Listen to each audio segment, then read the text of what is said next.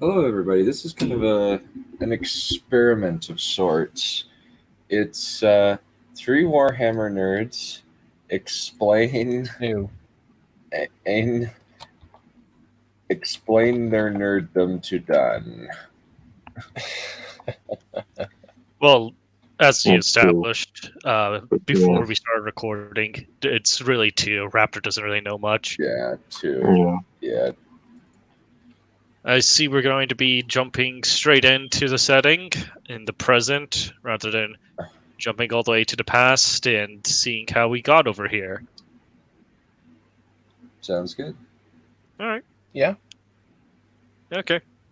Let's just go ahead and admire the mess that is the current setting. Dang. So, anyway, do you want a brief primer as to what exactly this whole shebang is before we get into it? Sure. Indeed. Okay. Yeah. So the whole universe. Alright.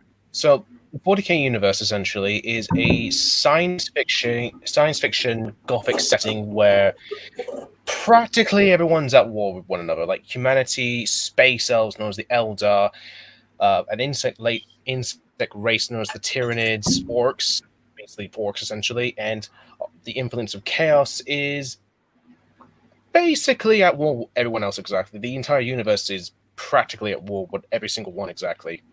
War is basically a Tuesday to everyone else exactly. Well, so to put it more accurately, the main tagline of the setting is, "In the grim darkness of the 41st millennium, there is only war." And so it's like the Congo. It's like the Congo Wars, then. yes, essentially, if you want to put it that way. Yeah. Except humanity is ruled underneath the totalitarian, would it be oligarchy, known as the Imperium of Man. Currently is an autarky underneath the rule of one of the Emperor's sons, Rubute Gilliman. But that is essentially what the setting currently is. It was adapted from Games Workshop's fantasy setting called Warhammer, which is why there are so many fantasy elements in the setting, like the orcs and Indeed. the Eldar. Basically the space elf faction, essentially. Of course, you have your variants of space elves. You have the Dark Eldar, known as the Drukhari, the Asinari, which is the Craft Worlders, and then we also have the Harlequins and the Exodites. Think of the Harlequins as like the killer clown from It, if they were an entire faction and Codex? interdimensional web. Sorry. The name Harlequins is enough, I think. Yeah. I would say so. Yeah. All right, fair enough. My apologies. I'm getting ahead of myself. No, you're fine. Anyway. Keep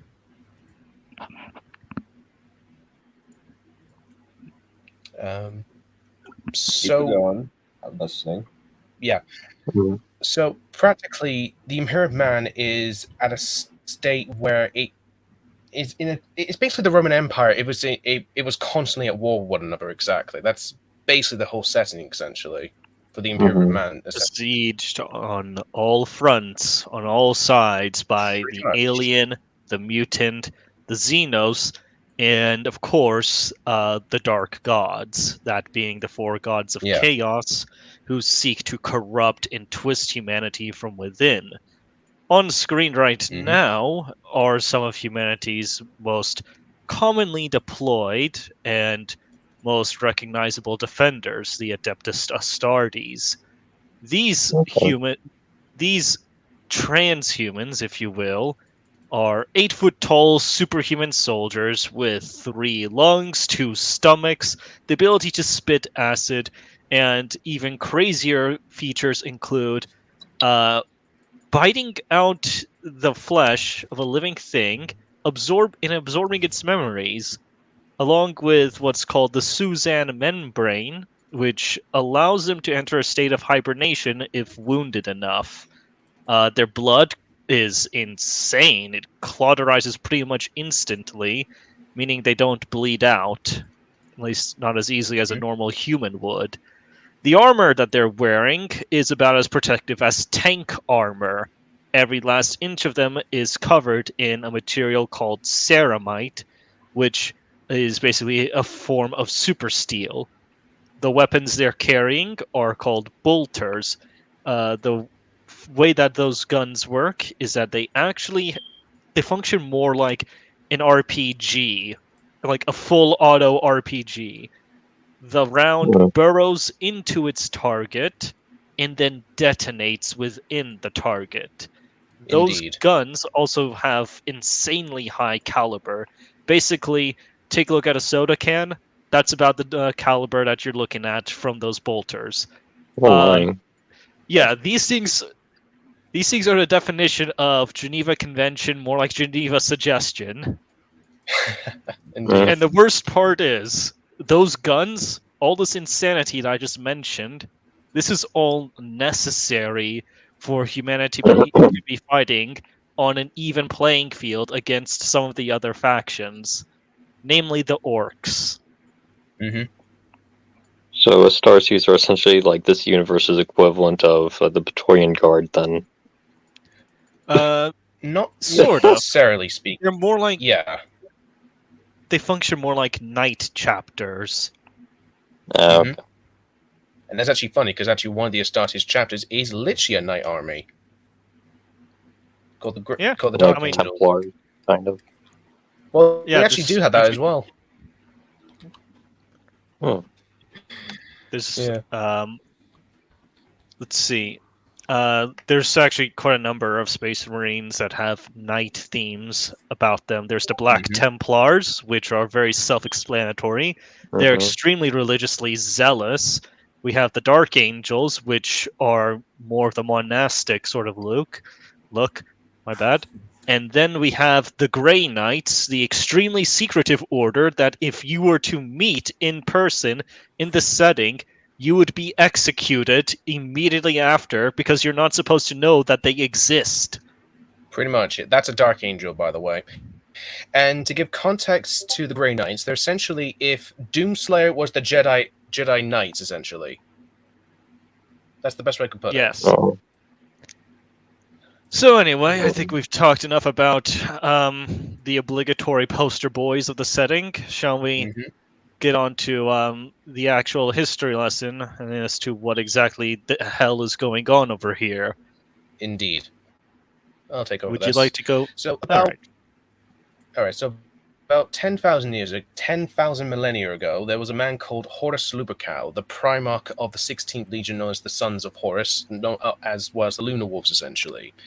Now, prior to a battle known as the Triumph of Ulanor, where basically it was tackling the Orc homeworld, essentially, the Emperor of Mankind left Horus in charge of the entirety of the legions. There originally were 20 legions, but we only know about 18 of them specifically. Now, sometime after the events of Ulanor, the Dark Gods of Chaos kind of had the eye on Horus specifically, exactly. And they showed him eventually some shenanigans happened after that, where they showed Horus a future where the Imperium of Man will be this zealotry worshipping world where basically they worship the Emperor as a god. And one of the teachings of the Emperor, and specifically the Great Crusade, as it was known during the Unification Wars, was the Imperium Man is based around science and reason, and religion is practically abolished by this point exactly. Okay. And basically, Horus didn't really take it pretty well, or didn't really take this all well, to be fair. I do apologize. So he basically rebelled against the Emperor and spat on his oath of protecting humanity by this point, and rallied 8 other sorry, let me say this again. 8 other legions to his side, and these will be known as the Traitor Legions, essentially. Dunn, can you put the Horus Heresy trailer on, please? Sure. Yeah, This so is this is Yeah, so the Horus Heresy is the big event in the setting. It is the Yeah. turning point of which all the hopes of humanity, its future, the promise of an enlightened future and a utopia for mankind, this is the point where all that gets snuffed out. Indeed. Hmm. So here we go.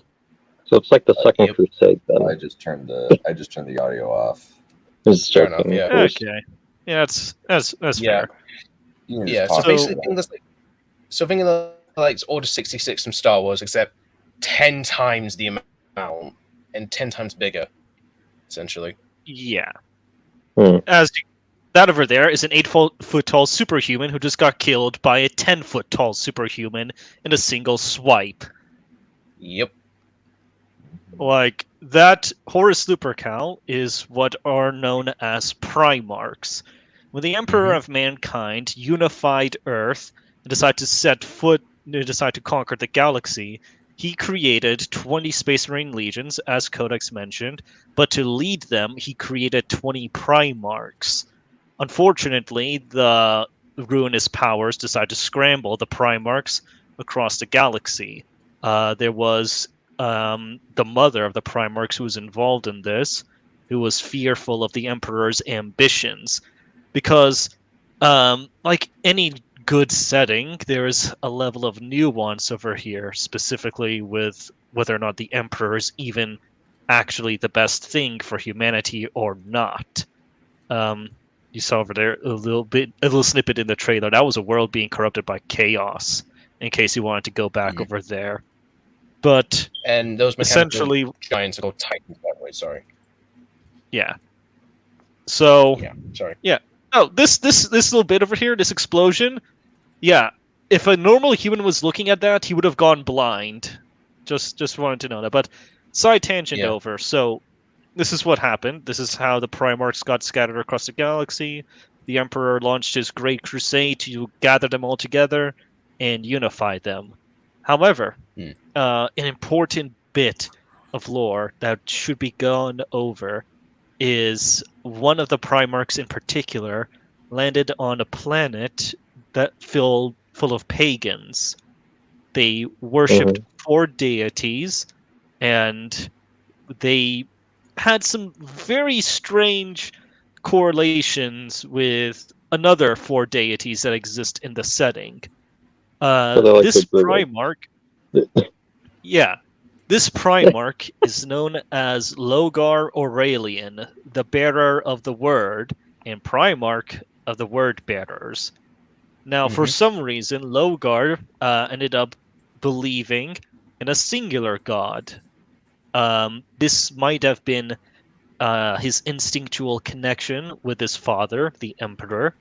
But when the Emperor did arrive after Logar had conquered his world, he immediately knelt before him and declared him his one true god. As Codex pointed out, the Emperor is an anti-theist. He believes that religion is fundamentally evil and that any humans caught worshipping a god should be killed, executed, expunged. However, Logar was a Primarch. He is a gigantic genetically modified superhuman, and well, you can't just kill him off. So what the Emperor did instead was just keep him around. The Word Bearers, unfortunately, unlike the other legions, were extremely slow to conquer their worlds, as they spent most of their time converting the people instead of subjugating them.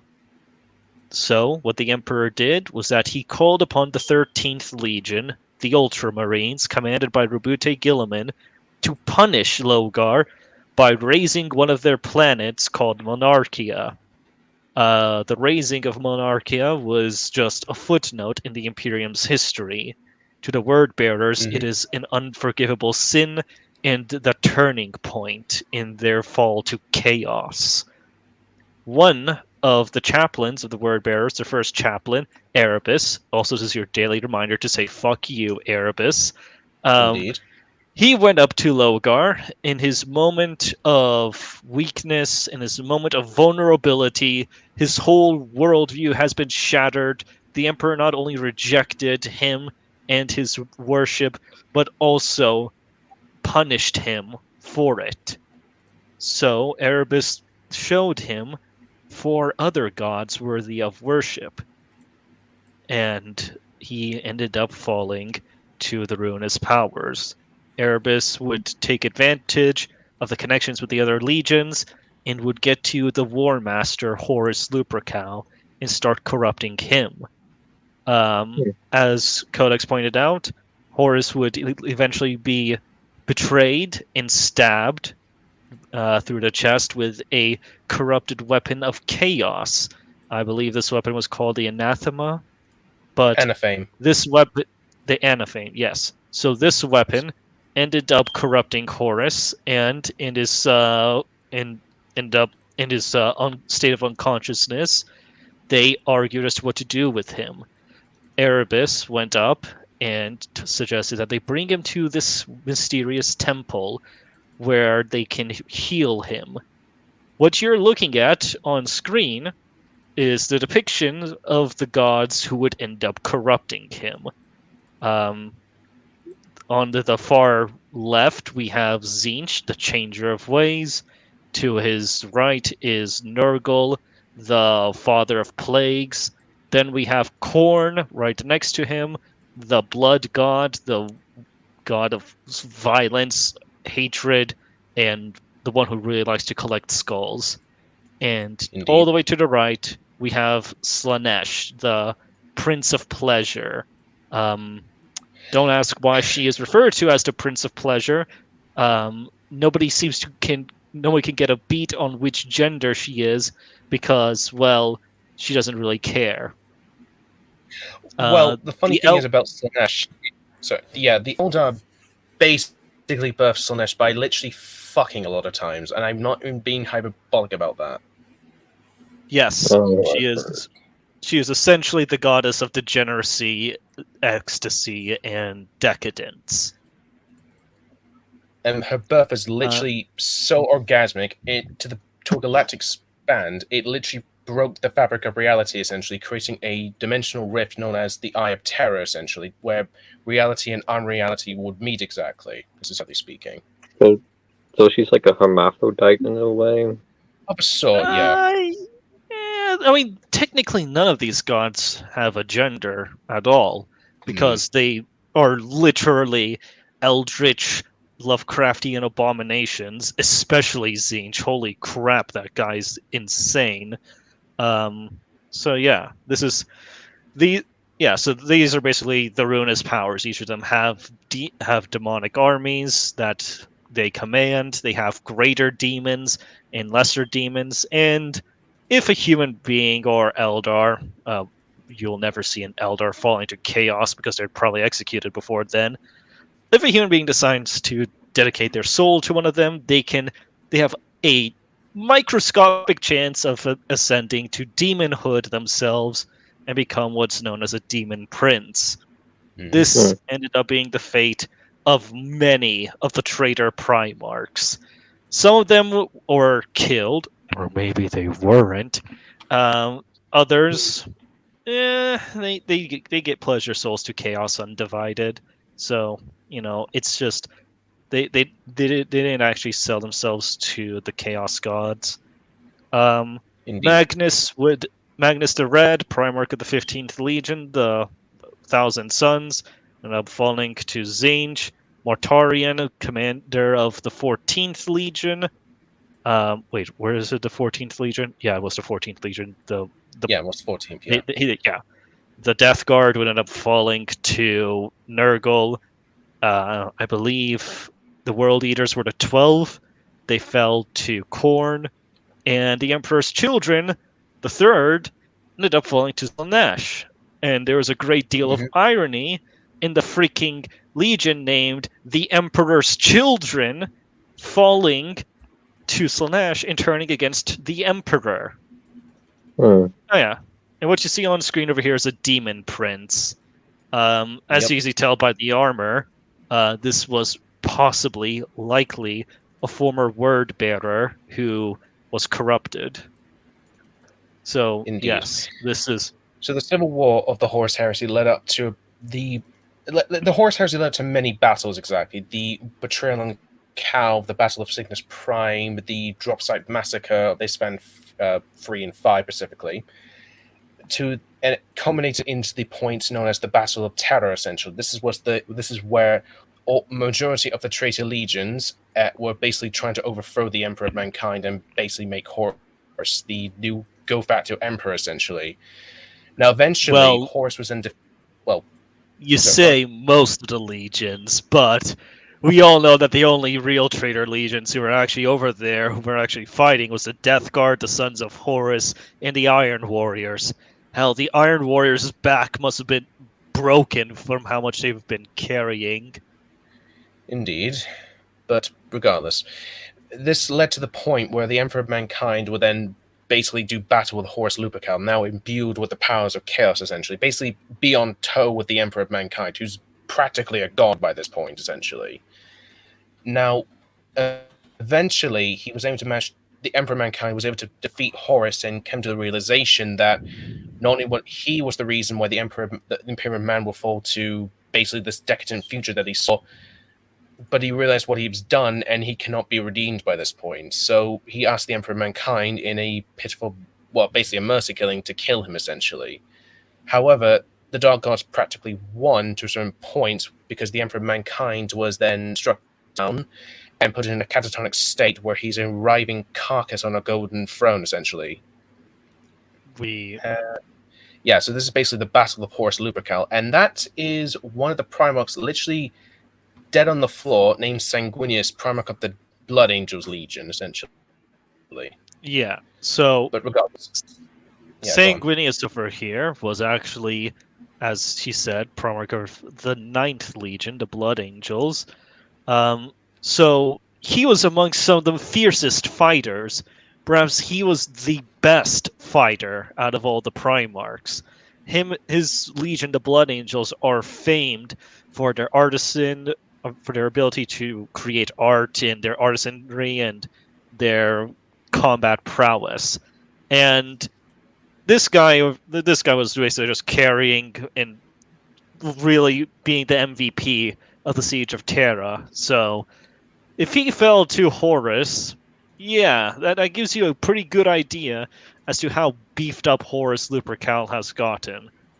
As a matter of fact, an Astartes who was present at this scene would later tell to another Chaos Space Marine that you will die as your weakling father did, ashamed, weeping, corrupt, something like that. I forget the exact words. But yeah, the Emperor and Horus duels. The Emperor, of course, was hesitant because we rag on Horus a lot, but he was like genuinely some of the best of the Primarchs. Some people even complain that he was basically a Gary Stew for a while, but he also had his insecurities that he will never be able to live up to the expectations of his father, especially after the Emperor named him the War Master. Because up until this point, the Emperor was the one commanding the Great Crusade, and now it's been entrusted to him. And the Dark Gods festered upon his insecurities until they began to manifest. And, well, one thing led to another, and this is what we ended up with. After the duel was over, and the Emperor destroyed the soul of Horus, not just killed him, shattered and obliterated his soul, the Emperor would fall unconscious, and the Primarch of the 7th Legion, Rogel Dorn, would find his father's shattered body and 2 of his dead brothers. He ended up having to carry his father's destroyed carcass and install it onto the Golden Throne, which now acts as a life support system. And from over there, each of the remaining Primarchs began to disappear, with the traitor legions fleeing towards the Eye of Terror, and the Imperium of Man falling apart as the bureaucracy began to take over. Religious fundamentalism began to fester, idolizing the Emperor as a god, and, well, now we have the current setting where everything is just stagnant. Indeed. So yeah, that's your history lesson. There's of course That is a number of other factions. Yeah, that's Rogel Dawn, Primarch of the Imperial Fist chapters, and Legion at this point exactly. But he's basically a siege master, essentially. He's the master of siege warfare in some regard, as well as his sons. Yeah. I think though we should probably focus a bit on Grubute Gilliman, since he's the only loyalist who's actually active in the current setting. Unfortunately, we don't know Indeed. the fate of Dorn. All that we know is that he disappeared during an event known as the Scouring, where Dorn and a few of the other loyalists chased the traitors into the Eye of Terror. All that they could salvage of Dorn was a single hand, but outside of that, nobody knows what happened to him. The other loyalist Primarchs are either dead or missing, or if you're Lionel Johnson, you're sleeping underneath a rock. Literally. Mm-hmm.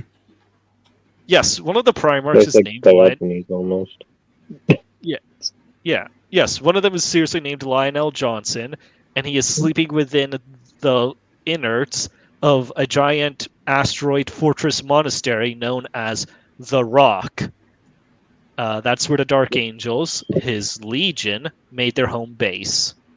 Hmm. Yep. And this is the guy. He's a fucking badass. Indeed. And the Rock is basically the last remnant of the homeworld of Caliban, essentially. Because prior to the Scouring, exactly, the four gods of chaos had another champion of the world. Not as strong as Horus Lupercal, but he's very tactical in that regard, named Lionel Johnson's second in command, named Luther, essentially, who prior to this point had a little insecurities about him being left behind when the Legion was basically doing the Great Crusade and the like, and reconquering the stars in the name of the Imperial, where the Emperor was still around. Was he also responsible for the Protestant Um, Reformation? Sorry? No, he wasn't. Luther. No, he is responsible for half of the Dark Angels turning traitor, Okay. Yes, indeed. and he Yeah, so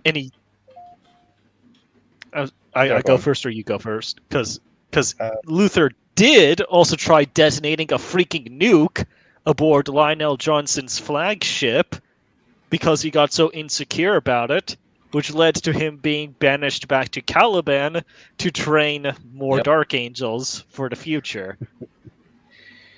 Worst indeed, father yeah. figure in the setting. Indeed. Well, that could apply to the Emperor as well to some degree. But regardless, so the Four Gods of Chaos basically chose him as their new champion, essentially, by this regard exactly. Now, after when the Lion was trying to replenish his troops and reinforce himself, exactly, the planetary defenses of Caliban were open firing on the Dark Angel's flagship, Dark Angel's fleet, essentially. Realizing what had happened, Lionel Johnson teleported to, I believe, the main palace of Caliban, essentially. I forget the name of it exactly, or the main fortress, essentially. And both he and the Lion duked it out, essentially, where Luther, being empowered by the powers of chaos, kind of was on equal footing with Lionel Johnson by this point, which is he's basically a demigod by this point compared to Luther being a, relatively speaking, a super augmented superhuman, essentially. Regardless, Lion was then suffered a mortal wound, which basically put him into a coma, and Luther, coming to the realization what he was done, basically couldn't kill him, essentially. The Chaos Gods kind of cheated that another champion of Chaos kind of wrecked kind of destroyed their planet and kind of broke it in half, broke the entire planet in half, essentially. Only a shard of the planet remained, essentially. Only a shard of the planet remained, essentially, and well, that's how the rock was made. Visual. This is the wrong visual. This is the visual of Lionel Johnson fighting Conrad Kurtz. Okay. Basically, yeah, Conrad Kurtz, basically Heath Ledger's Joker. He was Batman, essentially. Okay. I'm just imagining Martin Luther fighting against Richard the Lionheart, considering the names are kind of familiar. Yeah. Fair enough. But, okay, so I'm just searching for a relevant image. Fair enough. Is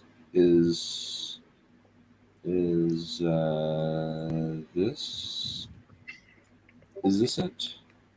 Huh? Is this it? Yeah, that's Lion Almost, versus yeah. Lehman Russ. They had a little. These two guys had a little scuffle.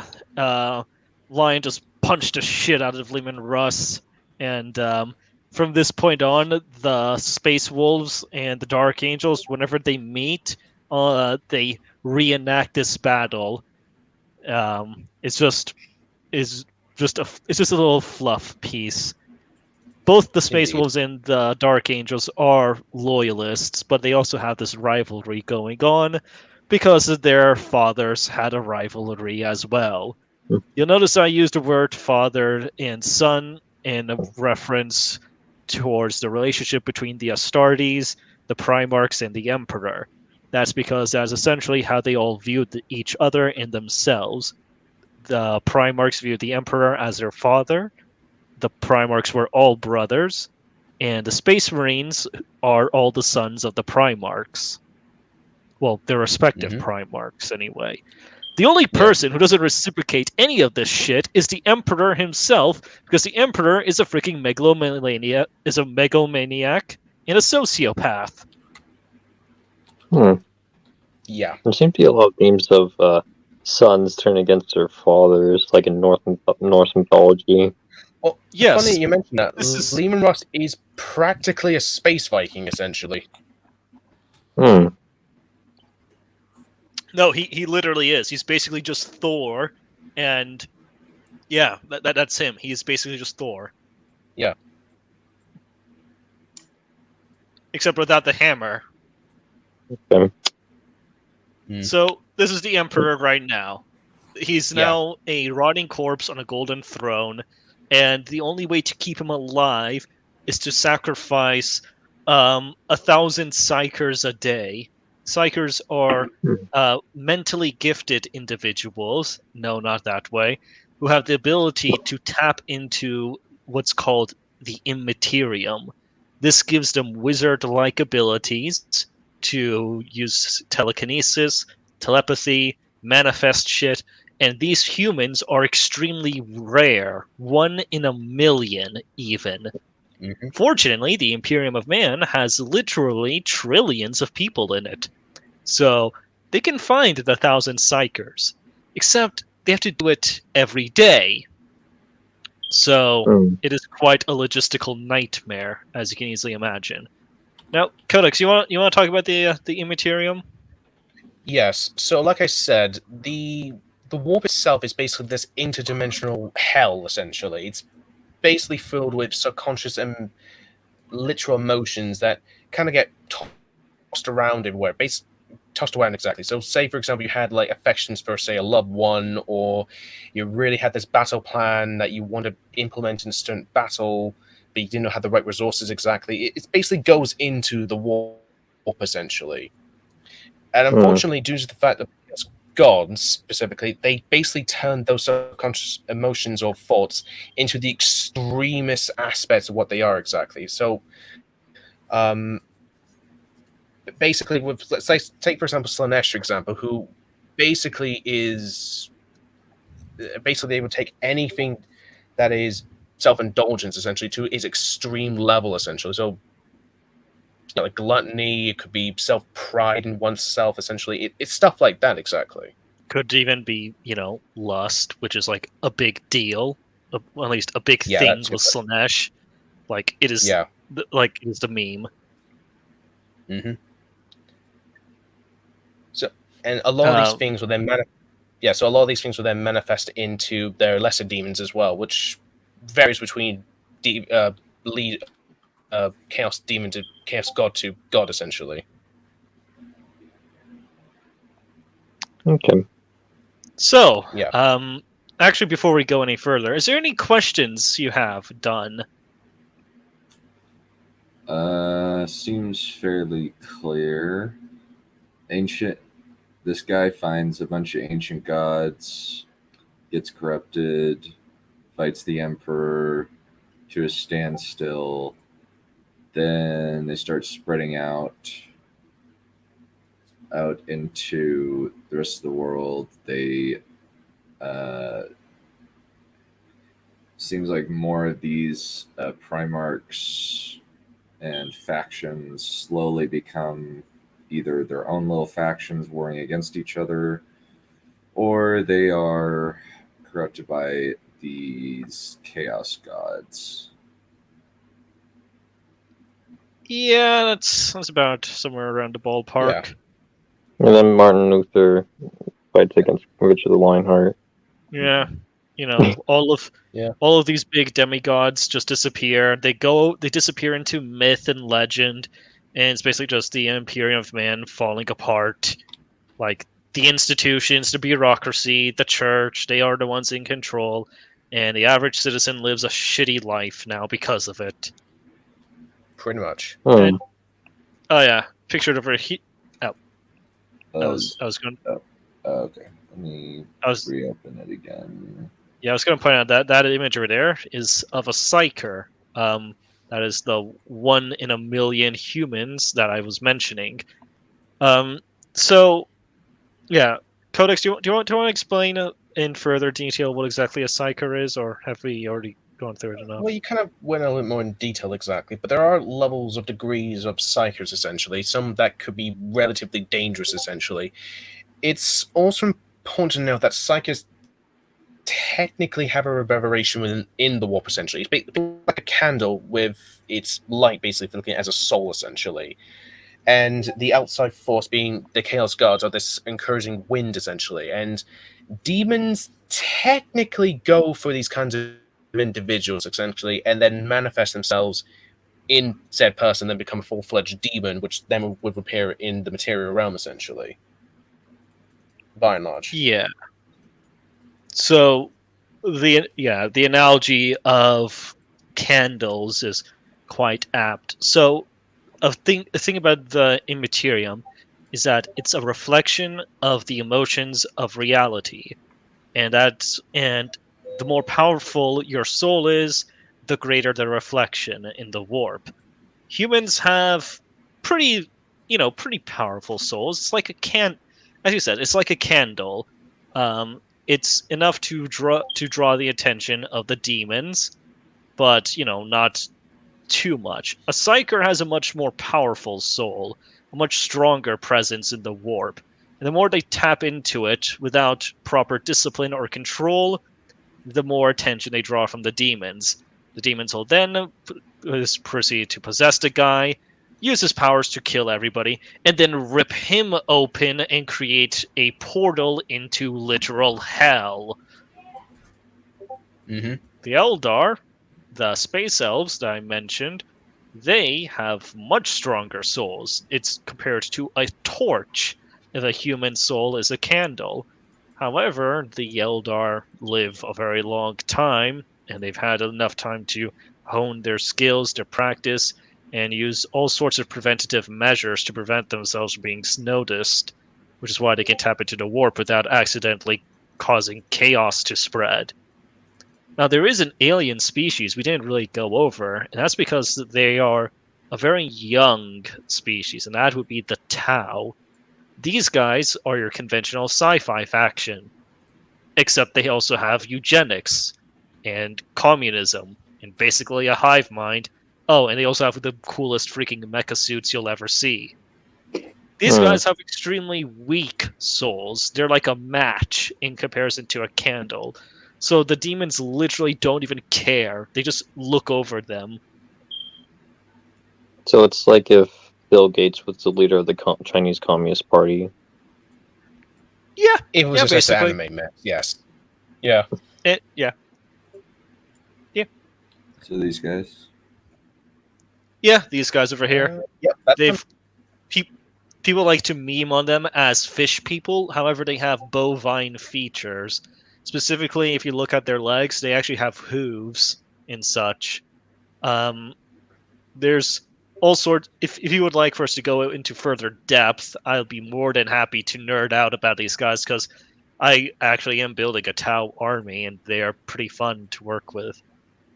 They kind of They've look got- like the They kind of look like the species in Star Wars that Cad Bane is. I've forgotten his name, the species name for it though. But you know what I mean. Yeah, Yeah, I think I know what you mean. They do Morbiduros. bear some that's a fair resemblance. comparison. Yeah, they don't. Both of them don't have a nose. Yeah. So these guys actually have shorter lifespans relative to humans, and also relative to humans, their muscle density isn't quite there. However, there's another thing that's handicapping them, and that's their eyesight. Their eyes literally cannot dilate, their pupils specifically. So they're all farsighted. So if you get into melee with them, they won't be as acclimated to it Mhm. as, say, your regular human. Hence the meme of Tau sucks in melee. Of course, you're not going to run up to a gigantic suit and try to fight it in a 1v1, because that thing has several lenses that are designed specifically to help them see up close. Also, that thing has a freaking giant flamethrower on it, on its left arm. So, yeah, have fun running into that, I guess. Well, to be fair, they are made out of paper mache to some degree. The mechs, essentially. Yeah. If you want to get an idea as to how young the Tau are, there are these war machines called dreadnoughts that the Space Marines use. These things are used to keep a heavily wounded Astartes alive, specifically the ones that are particularly good at fighting. They're basically just handy, accessible walkers. The Tau Empire, during their first encounter with humanity, actually captured a dreadnought, well, after destroying it, scanned the thing, and discovered that the dreadnought is older than their entire civilization. Hmm. So that gives you an idea as to how young the Tau are relative to everybody else. As a matter of fact, they didn't even know that demons were a thing. They thought they could negotiate with the orcs, which they learned painfully and quickly not to do that. They also thought they could negotiate with the Dark Eldar. You can't. Sincerely, fuck the Dark Eldar. They can all die. Indeed. It's kind of like when the Conquistadors first witnessed the Chichen Itza, when it seemed like a structure that was older than their entire civilization, or when they first experienced the Cusco, which was the capital of the Inca Empire. Yeah. Yeah. Yeah. So this is the Tau. They're a young little race. They've got cool stuff. Their technology is actually stupid advanced relative to everybody else. Oh yeah, speaking of the Dark Eldar, Yeah. Codex, would you like to take over with these fuckers over here on screen?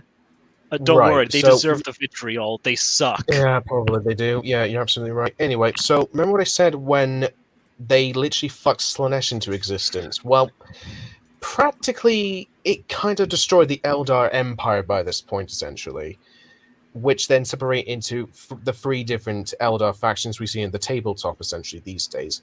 Obviously, the Dark Eldar, as you see right here. The, by and large, torture fetish space pirates, essentially. That's the best way I could put it exactly. They're more like raiders. They raid individual planets that can't really defend themselves, or either outside the Imperial Command's protection, essentially. And they just love torturing their prisoners very slowly in some cases, because they just love eating your flesh. Well, there's also a reason behind why they do it. That Yeah. reason being to restore their own souls, because these guys are the guys who looked at the birth of Slanesh and was like, well, we just birthed a chaos goddess into existence. Why stop now? And so essentially, Slanesh is slowly draining their souls, but the only way to satiate her is through tormenting other people so that way they can keep their own souls from getting drained by Slanesh. Mhm. So, yeah, sincerely, fuck these guys. That reminded me of the Normans when they became a lot more aggressive against the Anglo-Saxons. Yeah.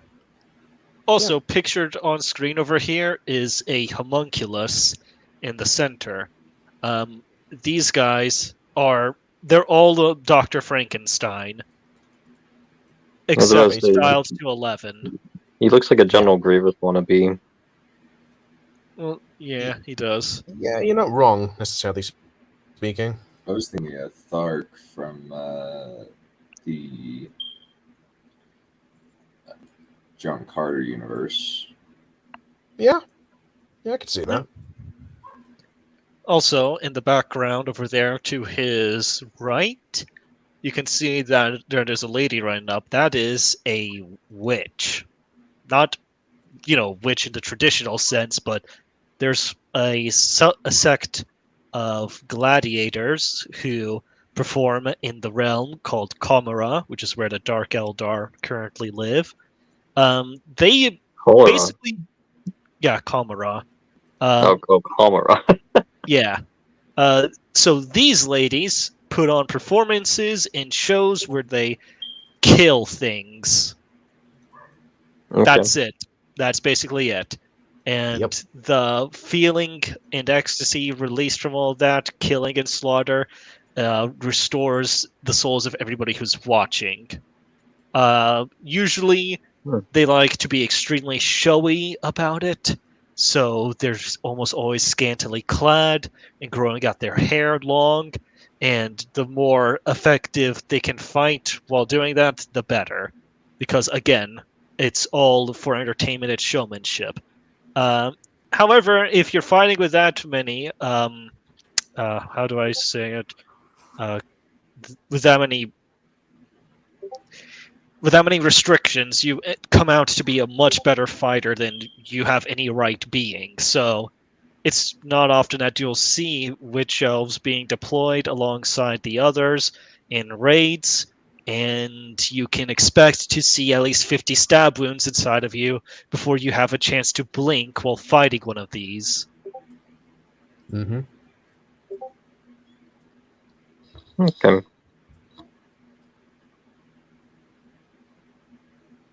Oh, wrong universe. That's the fantasy setting. Yeah, it's fantasy setting. They're basically the same thing by and large. You kind of get the basic gist of the Dark Eldar. Yeah. So was Warhammer 40K also in the same universe as like the other Warhammer game that like the Total War games are based off of? Technically, or adaptations of. Technically, there is like it's complicated. Okay. Oh yeah. Do you want to talk about Slaanesh some more, or? But by and large, Since that's basically a demonite, essentially. Slaanesh's lesser demons. They're both male and female at the same time. We kind of a bit more details about that, to be fair. Okay, so these are actually hermaphrodites then. Yeah, basically. Yes. Yeah. Supposedly they're supposed to be like alluring or something. I don't know about you, but if I was an Imperial Guardsman and I was fighting on the front line and I see that, my first instinct is kill. Yes. Kill it with fire. Especially looking at that face. Yeah. Oh, speaking of Imperial Guard, Codex, do you want to go over the Imperial Guard, since they're like the actual army for the Imperium? I'll go into that, yeah, sure. So, the Imperial Guard are basically the common military force of the entirety of the Imperium, exactly. They are constantly deployed to many wars, essentially. They're basically... The common idea is that they die in the millions, get wounded in the thousands, essentially. Armed with a simple flak armor and las guns, basic laser rifles, essentially, like Starship Troopers. Yep, that's basically one of them right there. They basically, like Rasidia just said, they do the main fighting of the entirety of the Imperium. What you're seeing right now is one of the regiments known as the Cadian Shock Troopers, essentially. Yes, the Cadians. Yeah, go on, Codex. So the one leading the charge is called a commissar, essentially. The guy in the red guy holding the sword, essentially. He's basically a commissar. Essentially, I don't know how to put it exactly. He's literally a commissar. So Yeah, Commissar Carl. yes, he is. He is literally Commissar Carl. Yeah. They are exactly what they say on the tin. There's memes of them going around executing guardsmen for the slightest bit of cowardice or just walking away from the enemy in general, but their purpose is to keep up morale on the front lines because by God, are these men going to need it? Hmm.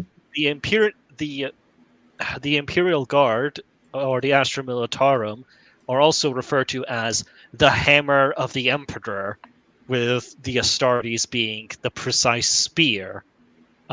These guys utilize overwhelming firepower, serious bombardment, and tons of tanks. Like, holy dear God, do they have so many tanks? As a matter of fact, one of their most famous war machines, being the Lehman Russ battle tank, named so after the Primarch Lehman Russ, because he was the one who discovered the STC for it, the standard template construct. Um, Even more famous, of course, is the Baneblade chassis, which is a huge, oversized behemoth of a war machine that will completely demolish enemy front lines in hostile armor. So is that the mech in the background?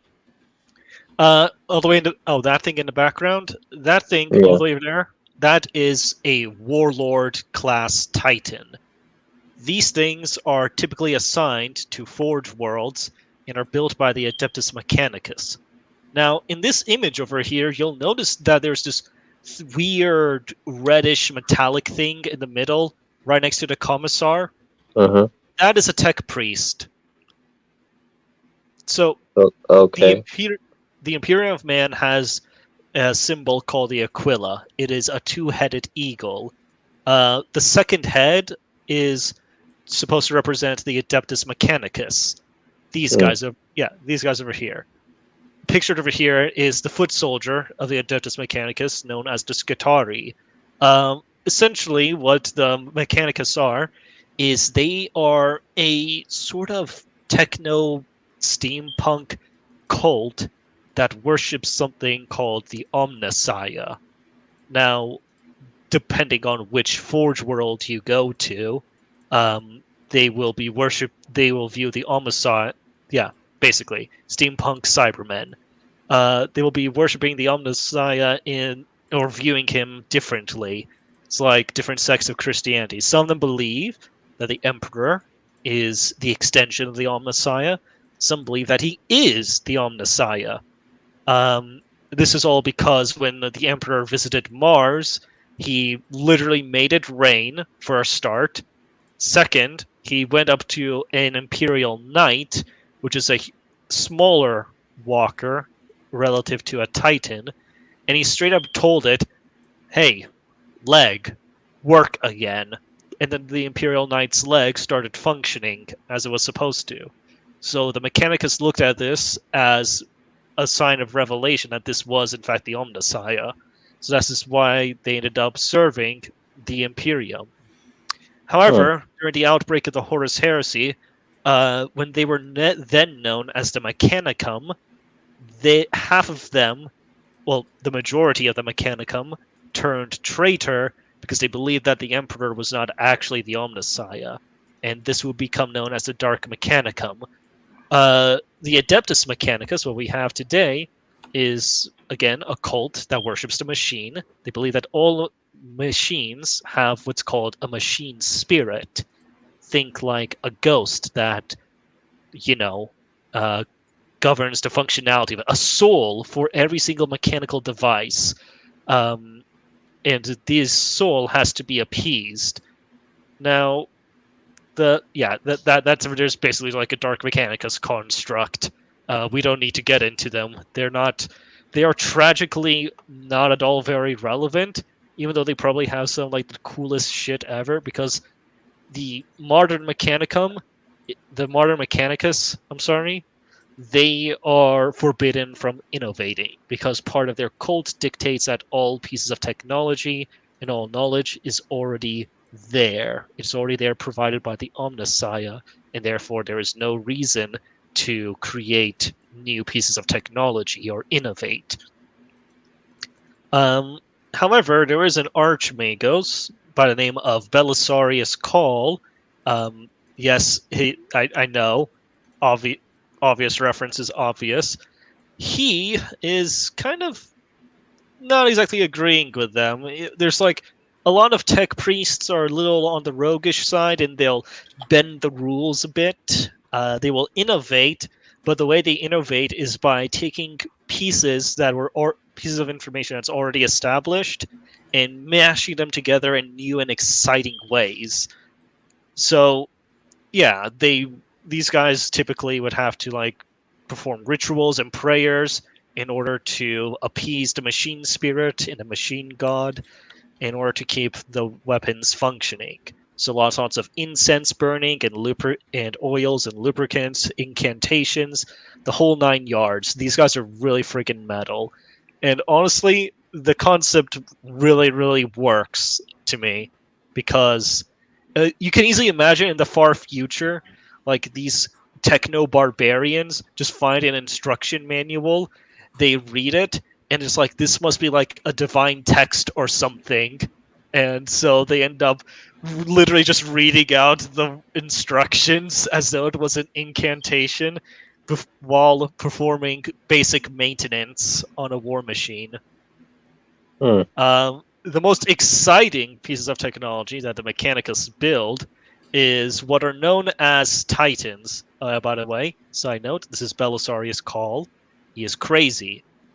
I mean that literally. He is actually crazy. He's like 10,000 plus years old. He was there when the Emperor was still alive. But anyway, Titans. Imperial Titans. Holy shit, are these things insane. So, in order to have somebody pilot a Titan, you need to have a Princeps. This is like the main guy who's controlling the thing. The mental fortitude required to control these things is absolutely insane. These war machines are so expensive, take so long to build, and are simply referred to as god machines on the battlefield. Yeah, so this over here is like an old piece of art. I have to use the restroom. I will be right back. Codex, if you want to take over from over here, feel free to. I will. So this is called an Imperator class Titan, essentially, pretty much the largest and quite honestly one of the most powerfulest of the Titans, essentially. And yes, you're not joking. Your eyes not deceiving. That is literally a fortress on a giant battle mech, because that's how absurd they are. Oh, Yeah, your engineers must be proud. they are. So the different classified of Titans is basically Warhammers. It's like the smallest, but it's still pretty massive. All things considered, compared to like a normal human, it's still massive. It's basically a walking battle mech, essentially, like thing like BattleTech, essentially. Mm-hmm. Yeah.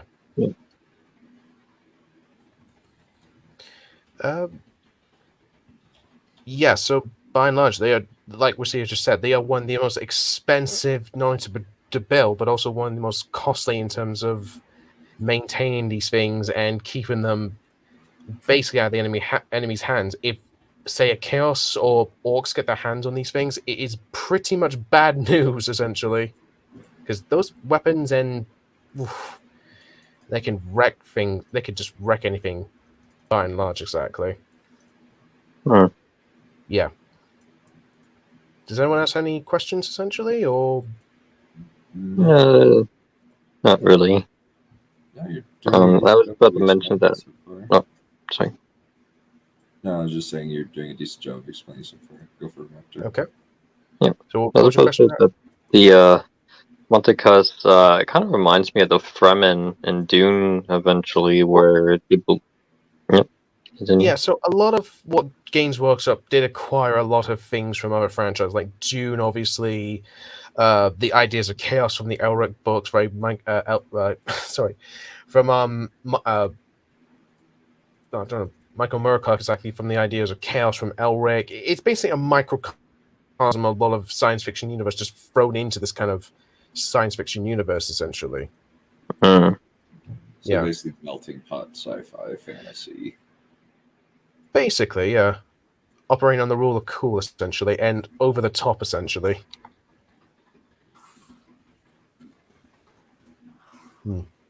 Hold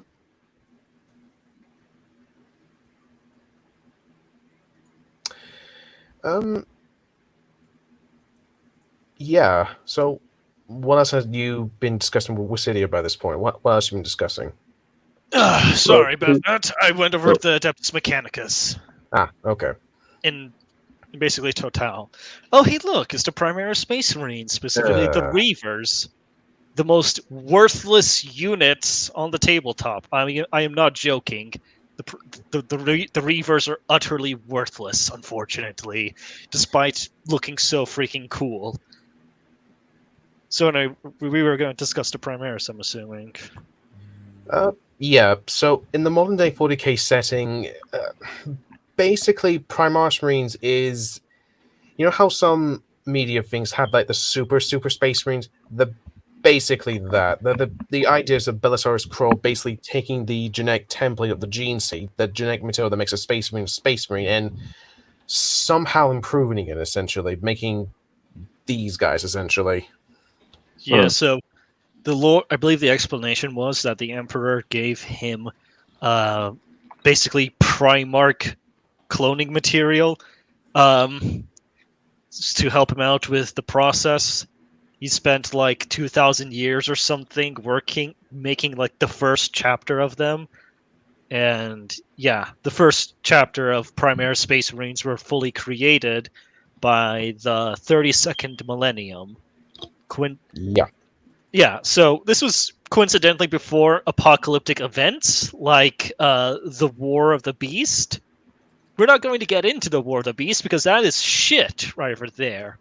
And Just quite weird, and on the cool kind of weird, like the weird kind of weird. If that makes any sense. yeah, they whole ass brought back Vulcan just to kill him, just to basically kill him off and make him disappear again, which is a real shame because Vulcan's like the best. Yeah. Like we all love our I don't know. I want to say Salamander Primarch. Daddy, but you know, yeah, he is straight the best Primarch. He gives the best hugs. Yep. But anyway, yeah. Seriously, his entire chapter is literal bros for life, like quite literally bros of humanity. The Space Marines, quite honestly, they're very lovely guys, essentially. Yeah, they love humanity. So Astartes are usually extremely arrogant pricks, but not the Salamanders. The Salamanders are actually pretty cool. This guy. Yeah. How about the Failbadon the Armless. His real name is Abaddon the Despoiler, but basically, in story-wise, he's basically like that.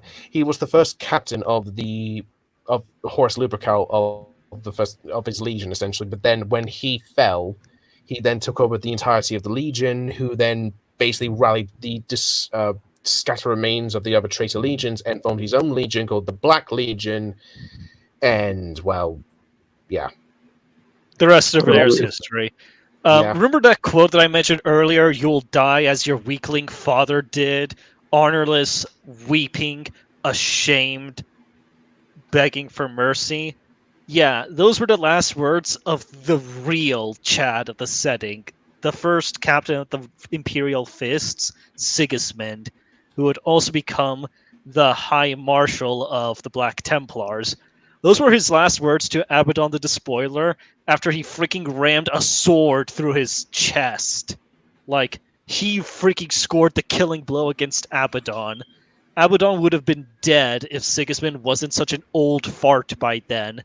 Yes, Space Marines age, but essentially, that's kind of what happened. He stabbed Abaddon. Abaddon used the talent of Horus to split Sigismund in two, but rather than dying immediately, Sigismund decided to give him the biggest burn of his life. Yeah, Abaddon is kind of an embarrassment in the setting. He isn't. He really isn't threatening. He did successfully, finally, break through the Cadian Gate, which is really, really important. But he threw away an ancient eldritch space fortress to do it. He literally destroyed the planet using a gigantic spaceship called a Blackstone Fortress. And that marked off the end of the 13th Black Crusade. Yes, it took him 13 tries to get through the Cadian Gate. Basically, yeah. The Blackstones are basically like the Death Star equivalent, essentially, except none of the weaknesses, essentially. Okay. Yeah. When you first had mentioned Black Templar, I thought that this would be like this universe's equivalent of the 54th Massachusetts Regiment during the Civil War. Well, Oh, God. Yeah. No, I'm sorry, Raptor. The Black Templars are not an all-black division. They are something else entirely. Anyway, since we're on the subject of chaos, who wants? Do you want to nerd out about the Chaos Space Marines, or would you let me do it instead? Why don't you do it? You like chaos. Yeah. So the Chaos Space Marines are one of two things. They are either the remnants of the old Traitor Legions, or they are bands of Space Marines who have turned against the Imperium. So there's a symbol on the chestplate of all Astartes who are loyal to the Emperor called Simulacrum or the Aquila. They scrape that shit off because they're no longer loyal, and they turn against the Emperor, and they basically have to maintain all their own weapons and armor now because they are completely cut off from everything. They have turned full traitor. So that means they will no longer be resupplied from the Mechanicos, so they have to collect their own supplies, and they have to raid shit in order to get their resources back. However, there is the legions. We will start off with some of the best of these legions. The first I'm going to mention is my bitter rival, the Iron Warriors. Yes, I play Imperial Fists. How could you tell? Anyway, the Iron Warriors are they are basically the spear to Dorn's shield. These guys have a Primarch by the name of Perturabo. He's Greek. He's also an asshole. And he's also cladded in a huge-ass set of power armor that makes him a walking tank. Like, Jesus Christ, this guy is a chonker. So anyway, the Iron Warriors themselves are siege specialists, and they do not give a fuck about anybody's life. Everything is expendable to them. Your life is about as disposable as the bolt shells that they shoot. Yep. And pictured over here is the Primarch Perturabo. Purdy over here also had a pretty rough upbringing as well. He was a super genius in life, and he also really just wanted to build stuff. Like, he just really, really wanted to build these gorgeous and beautiful palaces and such. But instead, the Emperor's like, nah, siege. Siege warfare. That's all you're ever going to know, siege. And when he was reunited with the Iron Warriors, he was so disappointed with their performance that he ordered that they decimate themselves. So he's like Leonardo da Vinci in that way. Yeah, so, yeah, you could say that. Yeah. This guy, yeah, so the Legion ended up picking up all of his assholic traits, including being extremely petty and always wanting to be taken seriously, but instead they just can't. They even, for some strange reason, paint chevrons onto their armor. Some suggest that this is just a part of their macabre sense of humor. But yeah, so that's them. They hate the Imperial Fists with all their heart because the Imperial Fists are basically their antithesis. They wanted to be the ones who built the great palaces, but instead they ended up tearing them down. While the Imperial Fists are the ones who build and fortified them. Yep. The next Traitor Legion I want to make mention of is the Word Bearers. These guys are satanic cultists. He also That's had it. the planet blown up, so... Yeah, The word bearers are literally satanic cultists, and don't worry, Raptor, all of the traitor Primarchs, their homeworlds were destroyed. All except for Alfarius, because Alfarius was born on Terra. Anyway, yeah, so the word bearers are just satanic cultists. They love demon possession. They are the first heretics, the first traitors, and that shows in their relationship with the dark gods. We also have the Night Lords, which are edgy Batmen.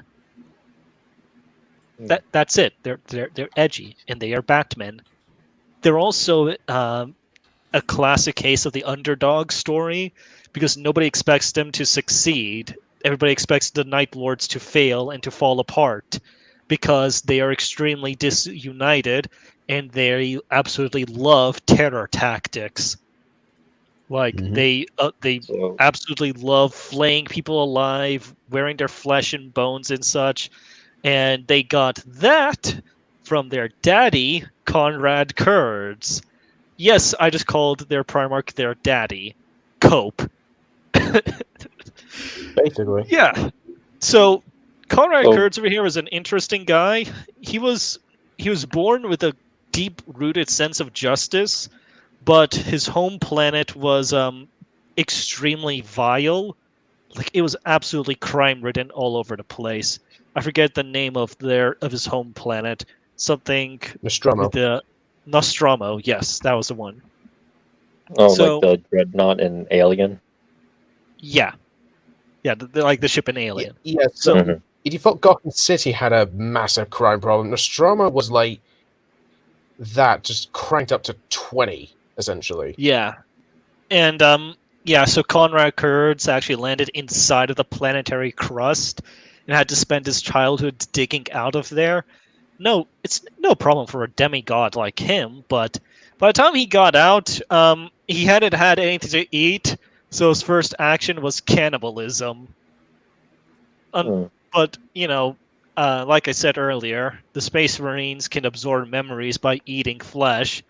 Primarchs are no different, and so he ended up learning about just how horrible his planet is, and he used terror tactics to essentially to stop crime altogether, and he took over. The problem with that is that once the threat is gone, like for example when Conrad Kurds eventually left Nostromo, crime spiked back up.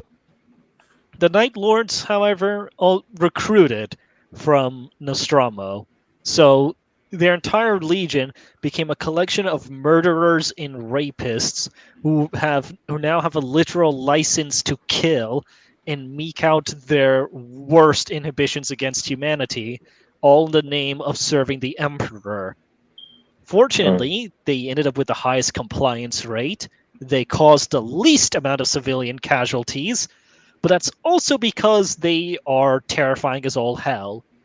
Conrad Kurds is currently dead in the setting, and most Light Lord players would like for it to remain that way because Conrad Kurds kept having visions of all sorts of horrible things, and he kind of wanted to see them come true because one of the visions was that the Emperor of Man was going to kill him, and that he was going to send an assassin to do it. So Conrad Kurds wanted to be vindicated above living, so he took the assassin. He let the assassin kill him. So that is the fate of the Night Lords, a shattered bunch of maniacs who have bat helmets, who like to torture and murder people for fun. So, did George R. R. Martin take inspiration from this when creating House Bolton, or did this steal from Possibly. Let's put it that way. Yeah, it's very likely at this This point. This faction kind of reminds me of the Ottoman Empire during the 20th century. Like, everyone underestimates them, but they ended up doing awful things to their Yeah. neighbors. Indeed. And this Conrad fellow kind of reminds me of Simon Bolivar, where like his tactics only work if he's present. If he leaves that general vicinity, then everything just like goes back to the status quo. Oh yeah, like I said, it literally did And when he came back, he was disgusted by it. He literally blew up his own planet. Yep. Oh, So anyway, we're gonna go ahead and move on to the next of the traitor legions, the Death Guard, I guess, because the Death Guard. Let me see. Actually, do I want to cover the Death Guard? We already covered the Sons of Horus and what happened I to can look them. at the They Death became the Guard if you Black want me to. Legion. I do play them. Yeah. So Yeah, the you Death can go. Guard are basically basically World War I inspired units. Essentially, they come from the homeworld of Barbaros. Now, this is them corrupted, but the idea is the Death Guard are so. Their battlegrounds is basically this wasteland, like no man's land is basically their home, essentially, in their mindset, essentially. They will literally lumber towards the entirety of where the enemy lies and basically decimate them with overwhelming firepower, essentially. Yeah, they're kind of like the Iron Warriors in their way of waging war. Slow, grueling attrition, which is actually a pretty common strategy in the 41st millennium, Indeed. unfortunately. Indeed. Their Primarch is called Mortarion, or the Death Lord, or the Silent King. The Pale King, sorry. The Dread Liberator Barbarous. He's practically the Grim Reaper of this universe if he was mortal, essentially. Well, there is another Grim Reaper in idea, but that's a different alien species altogether, but bursting on topic, for example. He basically kind of, due to the fact that the Emperor of Mankind kind of saved his life because of the he wanted to kill his adopted father, who basically cast him out because, well, he realized what his father was doing. He was basically part of a warlord tribe. Now, Barbaros itself was this nightmarish planet. Like, it was like a poisoned world, essentially. And due to the fact that Mortarion had to survive in this toxic atmosphere for so long, he basically cannot live outside that toxic atmosphere, essentially. So he had to bring a lot of gas mask with him, essentially. Yeah, there's a lot of gas mask motifs throughout the Death Guard. The Death Guard were originally known as the Dusk Warriors because they would strike at dusk. No, they were called the Dusk Raiders. My bad. So they were basically lightning fast soldiers. This is running in complete contrast with the new traditions of the Death Guard underneath Mortarion, which is slow, grueling attrition and being tough as all hell, which made them a natural choice for Nurgle because they can withstand his plagues and diseases. Sort of. Indeed. Yeah. They ended up. So this is what they've ended up becoming. They didn't want to be this way. Mortarion actually hates what they've become, and he himself. That's essentially what Mortarion's whole thing is. He ended up becoming the very thing he hated, and he has a miserable existence now as basically just a flying, festering pile of pus and diseases swarming all over him. I mean, all things considered, he's actually looking pretty good for a plague-infested giant winged Primarch.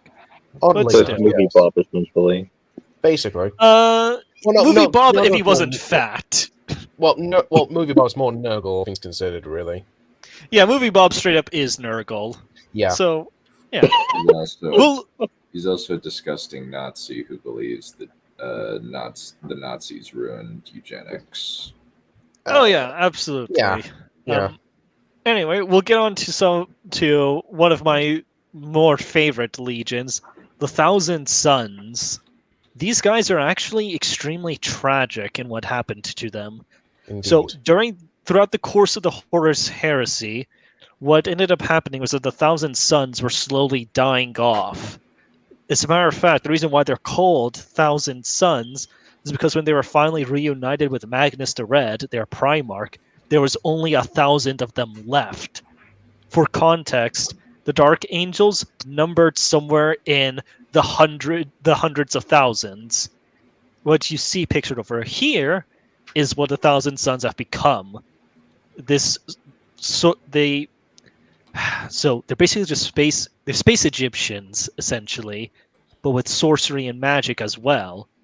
Um, Unfortunately for Magnus, the Emperor didn't really want him toying around with the warp very much, so there was a ton of sanctions put on him, and Mhm. he couldn't contain his curiosity, and he was being goaded on by a mysterious voice in his head, telling him that he should keep looking into this stuff, despite all the warnings. And by the time it was too, and eventually he ended up messing up really badly because the Emperor was working on this thing called the Webway Project to allow humanity to travel throughout space without having to travel through the warp. We'll get into that later. But long story short, Magnus did everything wrong, except for his final action, where he decided to let the Space Wolves reprimand him and his legion. Hmm. Now, Lehman Russ was sent over there to reprimand Magnus and bring him back, but along the way, Horus changed the orders to kill Magnus and his legions. Lehman Russ was extremely hesitant about it, but did so anyway because he had his orders. Magnus didn't alert anybody and allowed a good majority of his legion to be slaughtered in the initial stages of the fight. Along, but of course the Space Wolves also brought along the Adeptus Custodes, the Emperor's personal guard. So there's your And- Praetorians and the and the Sisters Sisters of of Silence as well. Silence, Yeah. who are they are a hard counter to Psychic because they literally are a negative presence in the warp. So a lot of Basically Thousand gingers. Suns, a lot of Thousand Suns were killed in the initial fight until Magnus came onto the field and started turning shit around. Magnus was defeated by Lehman Russ, but one of the arch sorcerers on the planet, Azek Aramin, was chosen by Magnus and he channeled his power into him to allow themselves to be saved. And yeah, that voice inside of Magnus's head, that was Zinch, the changer of ways, the chaos god. So basically, they were being toyed around with from the very beginning, and it was likely that Zinch was the reason why Magnus's legion was dying off in the first place. Because the Indeed. second they were taken into the warp, the flesh change started happening again. Because during the course of the Great Crusade, Magnus encountered a mysterious being who, in exchange for one of his eyes, would cure his entire legion of the flesh change. Which is also where the Odin motifs comes in with Magnus, by the way. And now that Zinch is done with them, their flesh change started occurring again. But Azek Armin tried to save the legion via the rubric of Aramin, but it went wrong, and instead it turned the Legion into a bunch of dust warriors inside of their armored shells. It basically destroyed their consciousness, their personality is now gone, and their souls are eternally trapped within their armor, thus making them fight more like robotic automata than soldiers. Well, than humans. But all except for the most psychically gifted, the sorcerers, who now command the Rubricae. Hmm. So that is the Thousand Suns. Magnus the Red himself is still active in the setting and is seen fighting alongside them.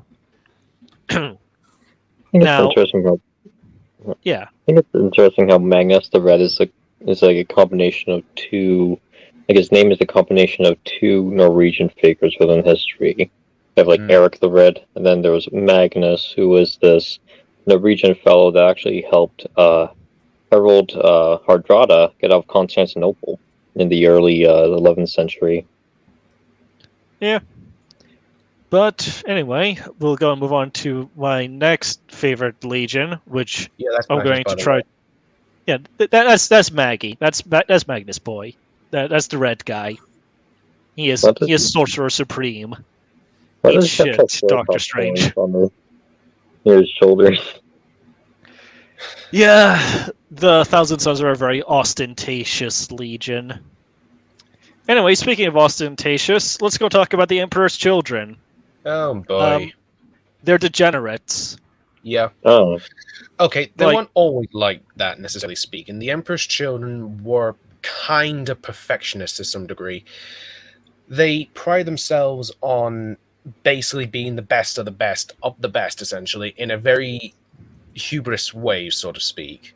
Now, they weren't always like this exactly. When Fulgrim, this guy right here, rejoined the Legion, it was a very sorrowful batch. It was only 200 Marines compared to the thousands of his Legion, essentially. So, primarily speaking, they weren't combat effectiveness at the point. Now, they did join sides with the Sons of Horus, essentially, for a time until they were at a full strength. But, barring the fact, Fulgrim didn't really care about how many soldiers they were. He just the 200 men, if they were 10,000 men, and therefore went on to basically conquering the glory of the Emperor himself, essentially. And the Emperor was moved by his speech so much, he granted him the permission to use the Imperial Aquila to not name his legion the Emperor's Children, but also give him the Holy Eagle Aquila, essentially. Now, when they were at full strength, they went into their own thing exactly, and this is when things kind of went downhill for the Emperor's Children, essentially. They prided themselves on perfection in all ways, trying to emulate the Emperor in a very, like I said, very hubris way, until the heresy was about to kick off, essentially. I beg your pardon. When Fulgrim and his legion basically found a planet called Laren, a snake-like planet, essentially. Oh, I will get to that, of course. I will get to that. Found the snake-like planet, essentially called Laren, where Fulgrim kind of fell to chaos by that point by discovering a very fancy-looking sword in a very specific temple devoted to a very simple god, and the way that he found it was literally through and Dunn might know this, a literal pile of corpses of snake people who had a massive orgy. I'm not making this up, by the way. Roman time. Yeah, essentially. Now, eventually, he basically took the sword because he was a very fancy-looking sword, essentially, by and large. Now, prior to this point, he basically was called by the High Lords of Terra to basically find out what was going on with the Sons of Horus by this point, because this is when the Horus had finally turned to chaos by this point. He found out what was happening, and he just couldn't believe. He eventually was swayed by the Horus's charisma to join his side and try to get multiple people on his side, essentially. Now, one of his brothers was the... Sorry?